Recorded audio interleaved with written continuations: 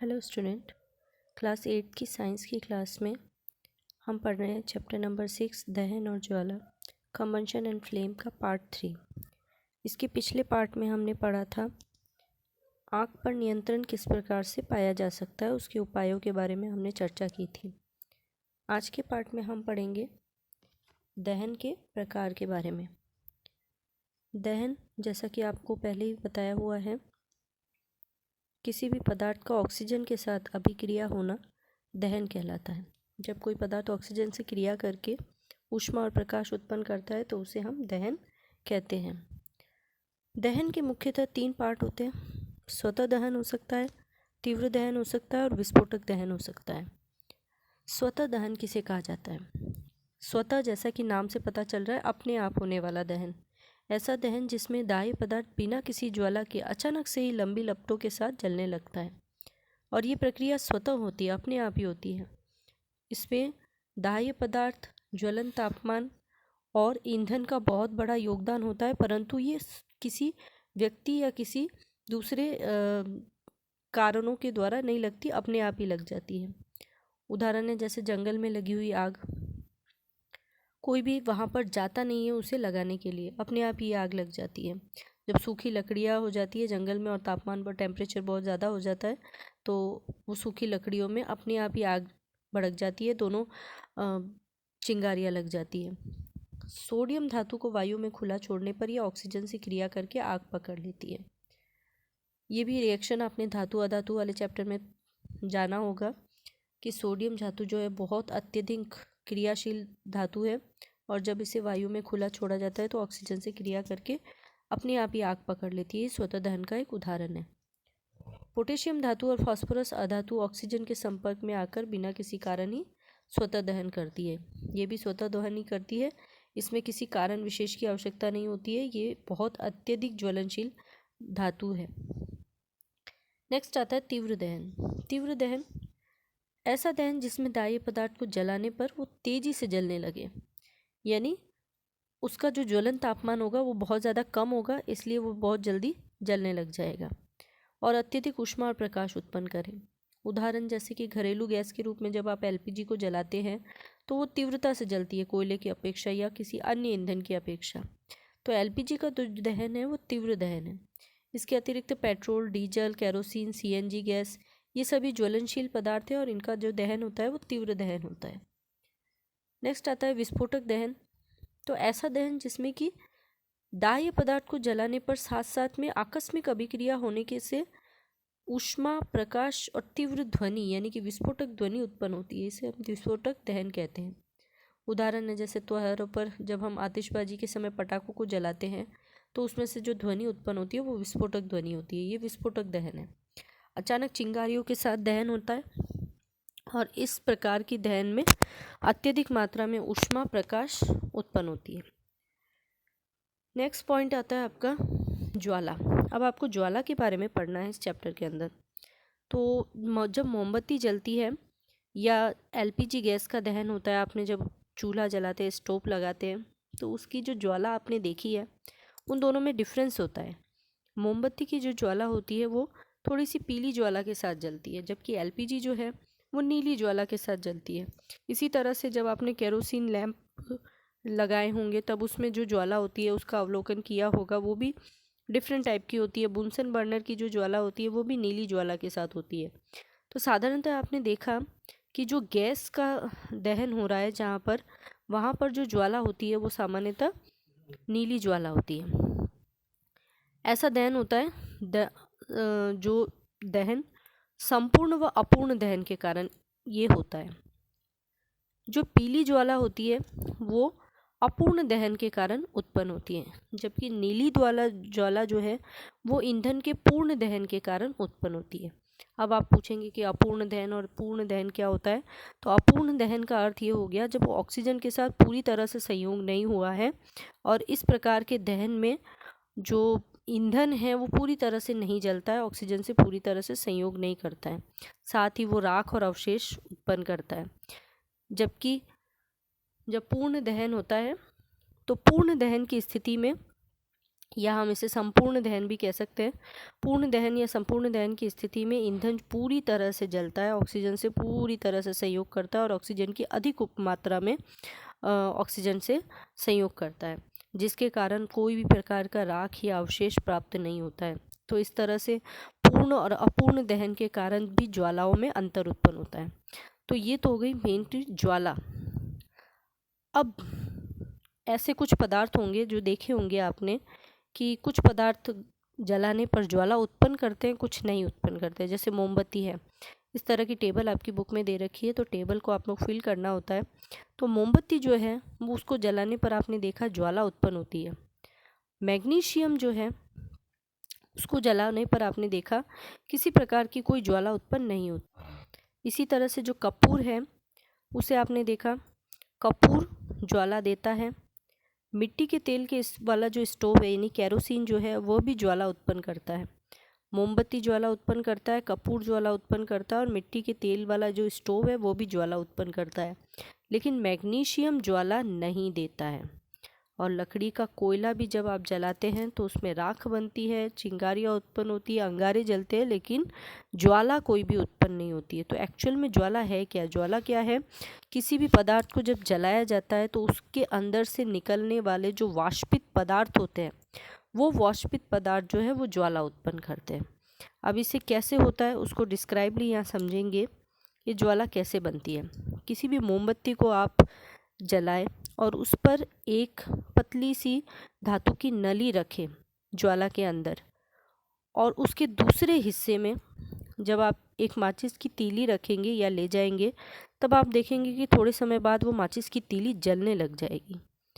ये माचिस की तीली क्यों जली, इसके पीछे का क्या रीज़न है? तो सीधा सा है कि ये जो मोमबत्ती की ज्वाला है ये ज्वाला उस धातु की नली से पार होते हुए इस माचिस की तीली तक पहुंची है और माचिस की तीली को जला देती है। तो ज्वाला स्वयं तो गति नहीं कर रही है, ज्वाला बनी कैसे? मोमबत्ती के जलने से जो वाष्पित पदार्थ बना है वो वाष्पित पदार्थ क्या करता है, इस नली में से गुजर कर माचिस की तीली पर पहुंचता है और माचिस की तीली को जलाने का काम करता है। ठीक है। इसी तरह से आपने देखा होगा जब आपने एक्सपेरिमेंट किया था छोटी क्लासेस में, तब आपने सीखा होगा कि मोमबत्ती को जलाने पर जब हम उसके ऊपर कीप रखते हैं या सावधानी पूर्वक अगर ऊपर की तरफ आप उसका हाथ रखेंगे तो आप देखेंगे आपका हाथ थोड़े समय बाद गीला हो जाता है। इसका अर्थ ये हुआ कि मोमबत्ती के जलने से कुछ मात्रा में जलवाष्प उत्पन्न होती है। ये जो जलवाष्प है या ये जो वाष्पित पदार्थ है यही मोमबत्ती की ज्वाला का निर्माण करते हैं।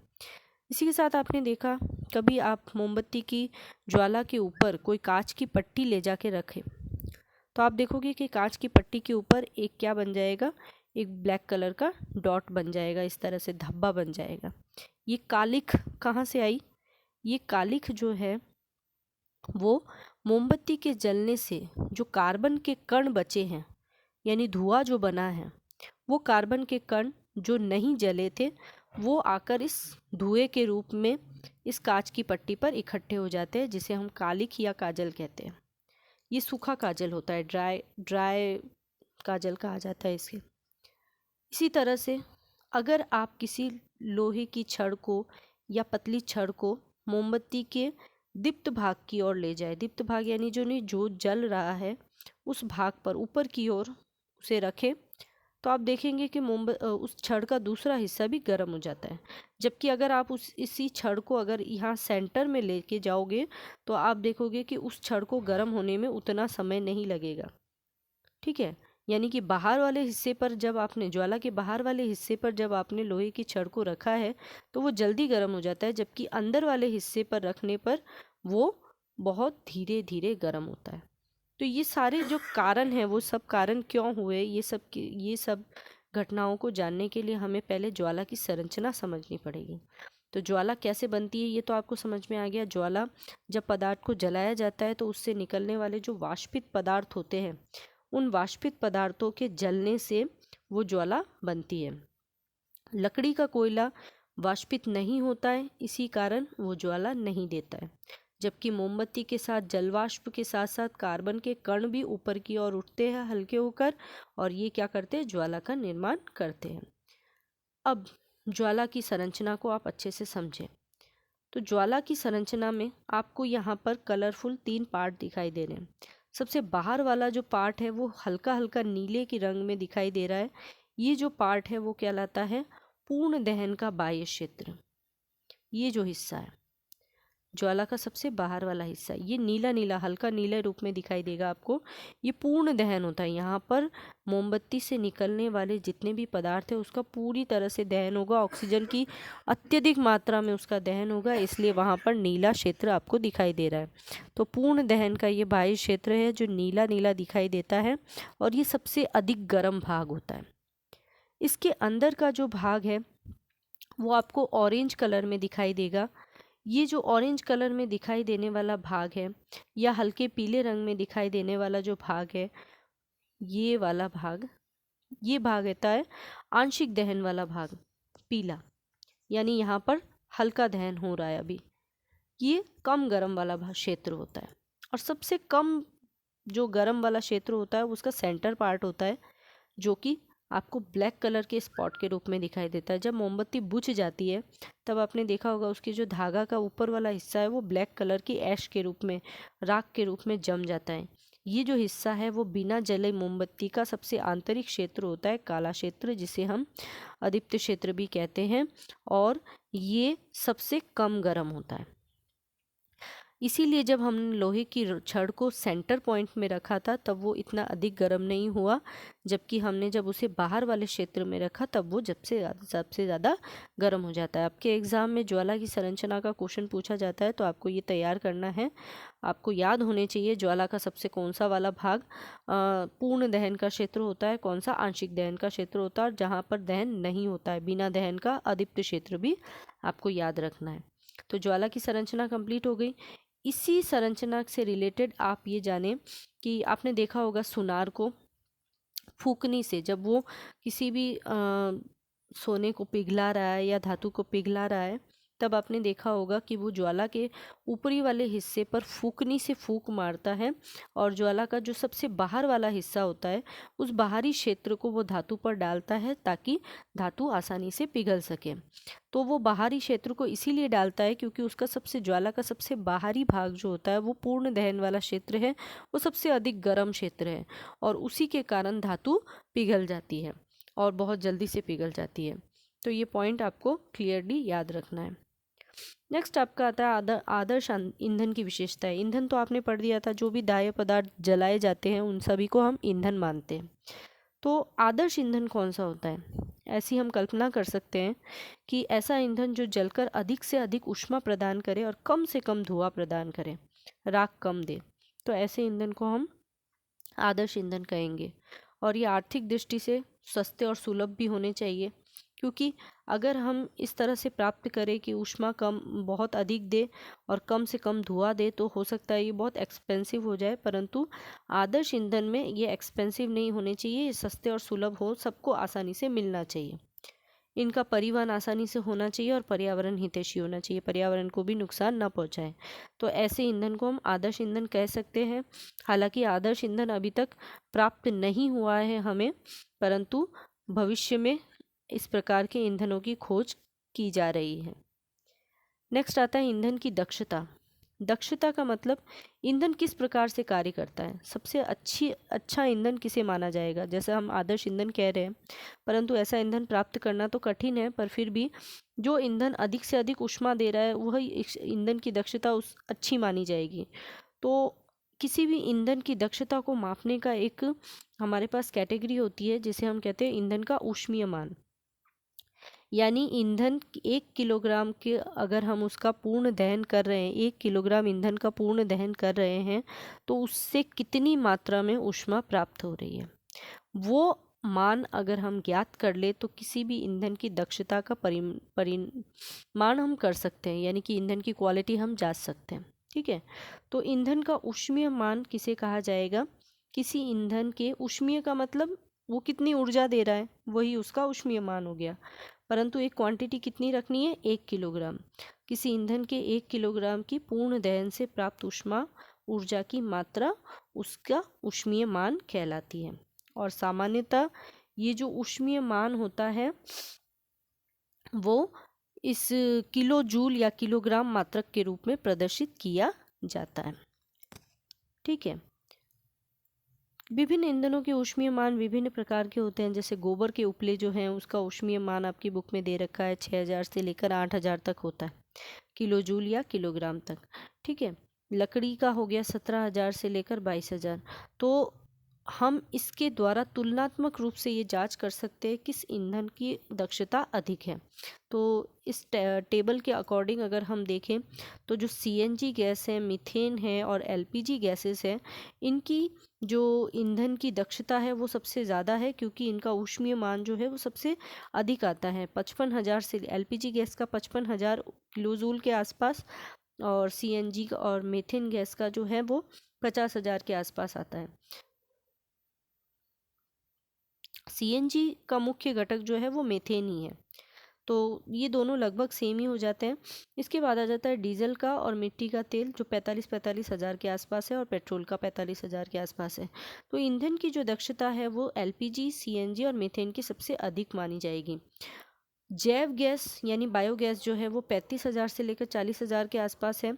हाइड्रोजन गैस जो है वो 1,50,000 किलो जूल के आसपास ऊष्मीयमान प्रदान करता है, परंतु हाइड्रोजन गैस को अभी भी पूरी तरह से सार्वजनिक या सुलभ ईंधन के रूप में हम उपयोग में नहीं कर पाए हैं।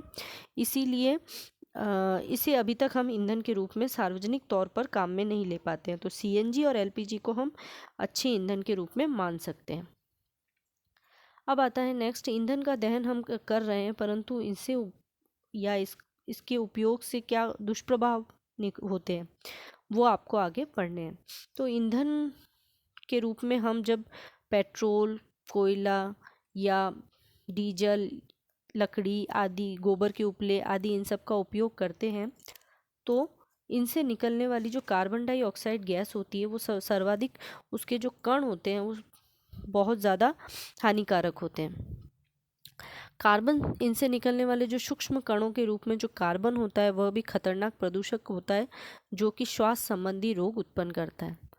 इसी के अलावा जब हम बंद कमरे में अंगीठी जलाते हैं, यानी कि जब हम कोयले का अपूर्ण दहन करते हैं, ऑक्सीजन की कमी के साथ जब कोयले को जलाया जाता है, तो उससे निकलने वाली कार्बन मोनोऑक्साइड गैस जो होती है वो अत्यंत विषैली गैस होती है। जैसे सामान्यतः पुराने ज़माने में लोग जो है वो घर के अंदर अंगीठी जलाया करते थे, तो उसके कारण क्या होता था, कार्बन मोनोऑक्साइड गैस उत्पन्न होती थी, और ये विषैली गैस जो है वो श्वास को रोकने का कार्य करती है। व्यक्ति जो है वो बंद कमरे में अगर अंगीठी जलाकर सो रहा है तो उस व्यक्ति की मृत्यु तक हो सकती है दम घुटने से। तो ये इतनी विषैली गैस होती है। तो ईंधन का जब दहन हम कर रहे हैं तो उसमें भी हमें सावधानियां रखनी पड़ती हैं। अधिकांश ईंधन के दहन से जो पर्यावरण जो है वो बहुत ज़्यादा नुकसान पर्यावरण के लिए होता है। कार्बन डाइऑक्साइड गैसेस निकलती है जो कि वायु में सबसे अधिक घुलकर ग्लोबल वार्मिंग बनाती है। तो ग्लोबल वार्मिंग के कारण संपूर्ण विश्व का औसत तापमान बढ़ता चला जाता है, जिससे बड़े बड़े ग्लेशियर, हिम नदियाँ पिघलती जा रही है, और भी जलवायु परिवर्तन के कारण बहुत सारी असुविधाएं या बहुत सारी समस्याएं उत्पन्न हो रही है। इसी तरह से जो कोयला है, डीजल है, उनके दहन से सल्फर डाइऑक्साइड गैस निकलती है जो कि बहुत ज़्यादा दम घोटू और संक्षारक गैस है।